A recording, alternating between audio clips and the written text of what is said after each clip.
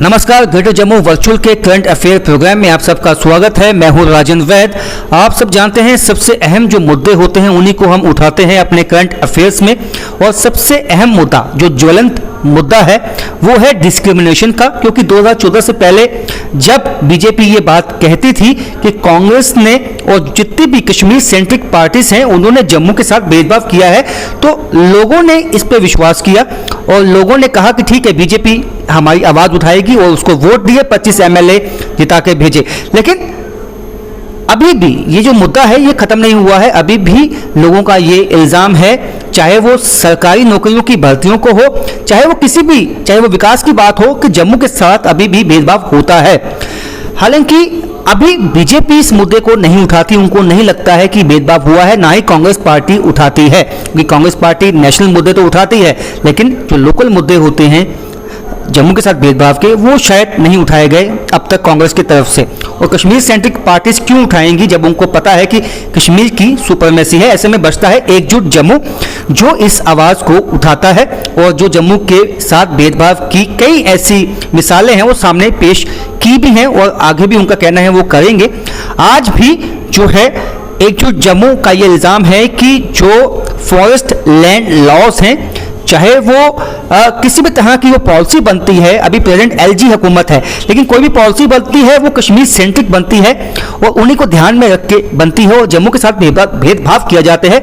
हम आज अंकुश शर्मा से ये जानेंगे कि ये भेदभाव क्यों है और ये ख़त्म कैसे होगा। और जो आप उनका ये कहना है कि एक तरह से चाहे कांग्रेस हो चाहे वो बीजेपी हो, जो मैं नेशनल पार्टीज की बात करूंगा, कि उनका जो एक तरह से नज़रिया है जम्मू कश्मीर को लेकर वो एक जैसा है और ना बीजेपी इस भेदभाव को ख़त्म कर पाई है ना कांग्रेस कर पाई है। तो ऐसे में एकजुट जम्मू के पास क्या है इसका हल, हम आज जानेंगे एकजुट जम्मू के चेयरमैन से। तो आइए देखते हैं आज का करंट अफेयर्स। जम्मू संभाग के साथ भेदभाव कोई नई बात नहीं है, पिछले कई सालों से हम ये बात सुनते आए हैं।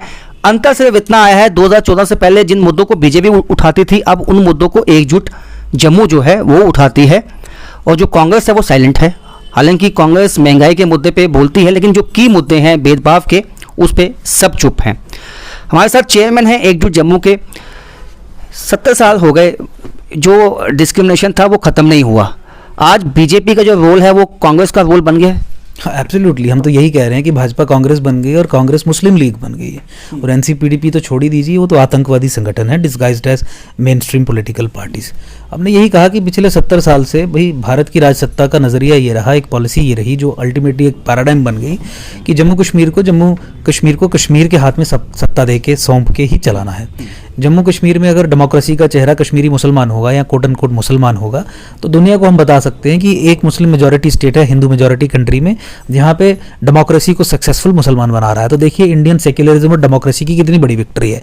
लेकिन अनफॉर्चुनेटली इस फ्लॉड अंडरस्टैंडिंग में जम्मू सेकंड क्लास होस्टेज और एनस्लेव्ड बन के रह गया और वही परिस्थिति आपके सामने है, जहाँ पे जम्मू की पॉलिटिकल लिबरेशन और एम्पावरमेंट की लड़ाई एकजुट जम्मू के अलावा और कोई नहीं लड़ रहा, क्योंकि सारी राष्ट्रीय पार्टीज उसी पॉलिसी पैराडाइम को फॉलो कर रही हैं, जिसमें जम्मू एक ब्लाइंड स्पॉट है। जम्मू की कोई जगह नहीं है। जम्मू से इलेक्टोरल लेजिटिमेसी लेके केवल जम्मू कश्मीर में राजनीति करने का एक अंकुर जी, सवाल ये है कि अब लोग भी बहुत कंफ्यूज्ड हैं। वो कहते हैं कि देखिए कांग्रेस को वोट देते हैं तो उसके बाद बीजेपी महंगाई के मुद्दे पे या अन्य भेदभाव के मुद्दे पे जोश से बातें करती है, जब बीजेपी सत्ता से जाती है तो कांग्रेस करती है। विश्वास कैसे करें, जम्मू में लीडरशिप क्यों नहीं आगे जा पाई? देखिए वो अनफॉर्चुनेट रहा, क्योंकि मैंने जैसे बताया कि भाई अगर दिल्ली का इंटरेस्ट इसमें है कि जम्मू कश्मीर में कश्मीर के हाथ में ही सत्ता रहे, तो कोई भी व्यक्ति जो कोशिश करेगा जम्मू से इस कॉन्ट्रैक्ट को तोड़ने की, तो उसे दबाया जाएगा, किसी ना किसी तरीके से ख़त्म किया जाएगा। आपको दबाने की कोशिश की गई? नहीं, देखिए हमने तो चढ़ के इन पर प्रहार किया और इनका वध कर दिया। जो इनके टूल्स थे, जीनोसाइडल टूल्स अगेंस्ट जम्मू, वो हमने डिमोलिश कर दिए, डिस्ट्रॉय कर दिए। तो दबाव डालने की बात तो छोड़ दीजिए, लेकिन एक प्रोसेस है जिसमें लीडर्स जम्मू से उबर नहीं पाते, उस प्रोसेस को हमने तोड़ा है। अब उस तोड़ने के बाद हम उसे एक संगठन का रूप दे रहे हैं जिसे एकजुट जम्मू कहा जाता है, और हम अपनी ऑर्गेनाइजेशनल एक्सपेंशन कर रहे हैं और ऐसे एक पॉलिटिकल बॉडी की तरह बना के अगले चुनावों में पार्टिसिपेट करके इस कॉन्ट्रैक्ट को पूरे तरीके से ध्वस्त कर देंगे। अंकुर जी, आपने हाल ही में जो ये भर्तियां हुई हैं सरकारी विभागों में, उसको भी आपने सामने लाया कि भेदभाव जम्मू के साथ हुआ। उसके बाद चाहे ये जो फॉरेस्ट लैंड एक्ट है उसको भी आपने अपोज किया है, आपका कहना है कि उसकी कॉन्सिक्वेंसेस हो सकती हैं। मुझे ये बताएं कि अभी आपको लगता है कि बीजेपी ही इसके पीछे है, और क्योंकि पोलराइज करने की कोशिश है और ये वक्त जो लिया गया है डिलिमिटेशन का, ये इसीलिए है कि पोलराइज किया जा सके? नहीं, देखिए, जितनी भी चीज़ें आपके सामने आई, चाहे डिलिमिटेशन 2011 के सेंसस के आधार पे करना, एम्प्लॉयमेंट में, सरकारी एम्प्लॉयमेंट में कश्मीर बायस होना, मेरिट को कॉम्प्रोमाइज़ करके जम्मू को डिस्क्रिमिनेट करना और सारी नौकरियां भी कश्मीर को दे देना, कॉन्ट्रैक्ट्स भी टूरिज्म के पॉइंट ऑफ व्यू से भी उन्हीं एरियाज़ को डेवलप करना जो कश्मीर सेंटर्ड है। अब विंटर स्पोर्ट्स और वाटर स्पोर्ट्स की बात दोनों ही कश्मीर में हो रही है, जबकि बसोहली में हमारे वाटर स्पोर्ट्स का कितना अधिक स्कोप है, वहाँ पर नहीं बात की। तो ये वो ऐसे तथ्य हैं जो मैंने आपके सामने लाए। इन तथ्यों के आधार पे साबित हो जाता है कि भाजपा ही सब चीज़ें कर रही है, क्योंकि उन्हीं के कार्यकाल में है। मुझे लगता है कि आपको सवाल ये अधिक उनसे पूछने चाहिए कि आप ऐसा क्यों। नहीं, मेरा सवाल ये है कि भाजपा इस वक्त केंद्र में भी है और यहाँ पे भी जो एलजी हैं, ऐसे ये सब जानते हैं कि वो भाजपा के ही जो है मेंबर रह चुके हैं, एमपी रह चुके हैं। तो ऐसे में अब ये है कि ये तो खुल के सामने आ चुका है ना कि बीजेपी नहीं चाहती है कि जम्मू में लीडरशिप बने, हालांकि 25 एमएलए उनको जम्मू नहीं दिए। देखिए, एब्सोल्युटली, और एलजी अगर सपोज किसी पॉलिटिकल पार्टी के व्यक्ति ना भी हों तब भी वो केंद्र सरकार के अपॉइंटी होते हैं, उनके मुलाजिम होते हैं, कोई इलेक्टेड पोस्ट तो है नहीं कि अपनी कोई ताकत होगी। डिपार्टमेंट ऑफ होम अफेयर्स वहाँ पे कंट्रोल करता है यूटी के सारे अफेयर्स को इनके ज़रिए। तो यहाँ पे एलजी कोई भी हो, वो ऑब्वियसली रूलिंग पार्टी का ही व्यक्ति होगा। अब जिस तरीके की ये बातें आती हैं कि हमारा चीफ मिनिस्टर आएगा तो हम वो करेंगे, हमारा चीफ मिनिस्टर आएगा तो ये प्रॉब्लम रिजॉल्व करेंगे। एक यूटी में एलजी जो है वो सबसे अधिक पावरफुल है, सब डिपार्टमेंट्स उसके अंडर हैं, पुलिस भी उसके अंडर है। चीफ मिनिस्टर तो यूटी में एलजी से बहुत कम पावरफुल है ना। हाँ, बिल्कुल। तो अगर एलजी होने के बावजूद भी, केंद्र में अपनी सत्ता होने के बावजूद भी अपने लोगों के लिए आप कुछ नहीं कर पाएंगे, तो चीफ मिनिस्टर बनने के बाद कौन सी बड़ी छलांग मार लेंगे? मैंने यही आपसे जानना चाहा था कि चीफ मिनिस्टर, ये कहा जाता है कि हमें चीफ मिनिस्टर बनने दीजिए, तो किस्सा कुर्सी का है केवल इनके लिए? देखिए, किस्सा कुर्सी का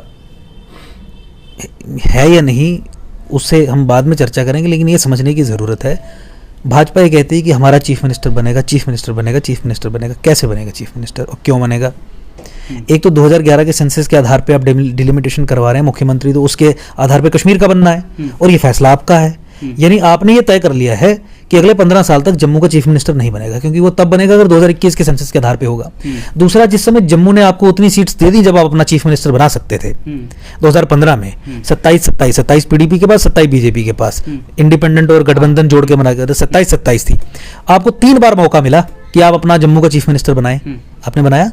आपने पहली बार मुफ्ती मोहम्मद सईद को चीफ मिनिस्टर बना दिया, जब बराबर सीट सी 3-3 साल के लिए आप नेगोशिएट कर सकते थे, केंद्र में भी आपकी सरकार थी।